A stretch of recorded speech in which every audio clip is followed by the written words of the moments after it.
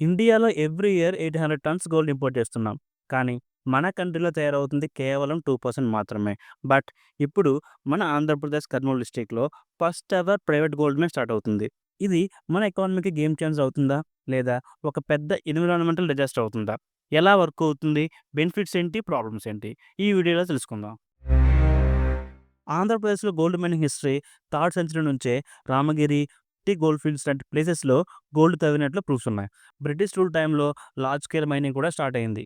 మెయిన్‌గా రామగిరి గోల్డ్ ఫీల్డ్స్‌లో 1905 నుంచి 1927 వరకు బాగా వర్క్ జరిగింది. ఇప్పుడు రీసెంట్ టైంలో అనంతపూర్ డిస్ట్రిక్ట్ లాంటి ఏరియాస్‌లో గోల్డ్ రిజర్వ్స్ ఉన్నట్లు కనుగొన్నారు. ఇండియన్ మినరల్స్ ఇయర్ బుక్ 2021 ప్రకారం ఆంధ్రప్రదేశ్‌లో 47.17 టన్స్ గోల్డ్ రిజర్వ్స్ ఉన్నట్లు తెలిసింది.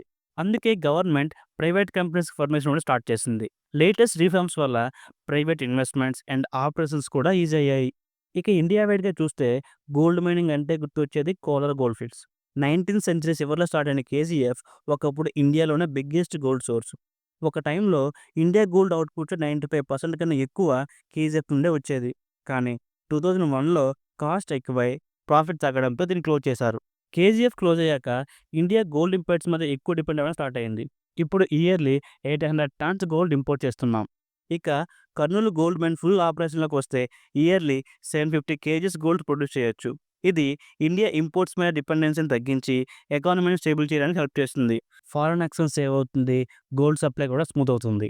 ఇప్పుడు జొన్నగిరి గోల్డ్ పార్ట్ గురించి చూద్దాం. ఇది కర్నూలు డిస్ట్రిక్ట్‌లో Geo Mysore services India private limited develop చేస్తున్న ఇండియాలోనే first ever private gold mine. ఇప్పుడు ఈ ప్రాజెక్ట్ ఎలా మొదలైంది? ఎక్కడికి వెళ్తుందో కొంచెం వివరంగా తెలుసుకుందాం. 1994లో geological survey of India Kurnool డిస్ట్రిక్ట్‌లో గోల్డ్ రిజర్వ్స్‌ను కనుగొంది. ఇది ఒక పెద్ద అవకాశమని గుర్తించిన జియో మైసూర్ కంపెనీ 2013లో ఆల్మోస్ట్ 600 ఎకర్స్ మైనింగ్‌కి లీజ్ తీసుకున్నారు. ఈ లీజు 2063 వరకు వ్యాలిడ్ అవుతుంది. 2021లో Geo Mysore company pilot scale operation start చేసి ఎవ్రీ మంత్ 1 కేజీ గోల్డ్ తీయడం స్టార్ట్ చేశారు. తర్వాత దీనికోసం 200 క్రోర్స్ ఇన్వెస్ట్ చేసి 1500 ఎకరాల్లో డ్రిల్లింగ్ చేశారు. 2023లో ఫుల్ స్కేల్ ప్రొడక్షన్ స్టార్ట్ చేసి వారు ఇయర్లీ 750 కేజీ గోల్డ్ ప్రొడ్యూస్ చేయాలని టార్గెట్ పెట్టుకున్నారు. ఫిబ్రవరి 14, 2025న ఎన్విరాన్మెంటల్ క్లియరెన్స్ కోసం పబ్లిక్ హియరింగ్ జరిగింది. ఇది ఫిబ్రవరి 18, 2025న పూర్తయింది. ఇప్పుడు వారు త్వరలోనే ఫుల్ స్కేల్ ఆపరేషన్ స్టార్ట్ చేసి ఇయర్లీ 750 కేజీ గోల్డ్ ప్రొడ్యూస్ చేయాలని టార్గెట్ పెట్టుకున్నారు. గోల్డ్ మైనింగ్ 3 ఇంపార్టెంట్ స్టెప్స్‌లో జరుగుతుంది. First exploration. బంగారం ఎక్కడుందో కనుక్కొని దీనికి జియాలజిస్ట్స్ అండ్ ఎక్స్పర్ట్స్ నేల నుంచి సాయిల్ శాంపిల్స్, వాటర్ టెస్ట్ తీసుకొని ల్యాబ్‌కి పంపిస్తారు. దీనికి తోడు స్పెషల్ డ్రిల్లింగ్ టెక్నిక్స్‌ని ఉపయోగించి భూమి లోతుల్లో ఉన్న రాక్ శాంపిల్స్ టెస్ట్ చేస్తారు. పాజిటివ్ రిజల్ట్స్ వస్తే మైనింగ్‌కి గ్రీన్ సిగ్నల్ ఇస్తారు. తర్వాత ఎక్స్‌ట్రాక్షన్ స్టేజ్‌లో గోల్డ్ తీసేందుకు ఓపెన్ పిట్ మైనింగ్ లేదా అండర్‌గ్రౌండ్ మైనింగ్ ద్వారా ఎక్స్టర్నల్‌గా తవ్వి లేదా టన్నెల్స్ తవ్వి తీయాల్సి ఉంటుంది. లాస్ట్ రిఫైనింగ్ స్టేజ్‌లో గోల్డ్‌ని రిఫైన్ చేస్తారు.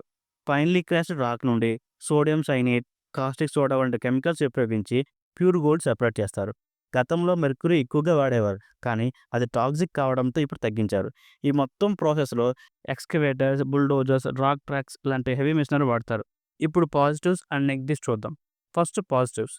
ప్రైవేట్ గోల్డ్ మైనింగ్ వల్ల కర్నూలుకి చాలా బెనిఫిట్స్ ఉన్నాయి. జొన్నగిరి గోల్డ్ మైన్ ద్వారా direct and indirect jobs create అవుతాయి. టాక్సెస్ అండ్ రాయల్టీస్‌తో ప్రభుత్వానికి ఎక్స్ట్రా ఇన్‌కమ్ వస్తుంది.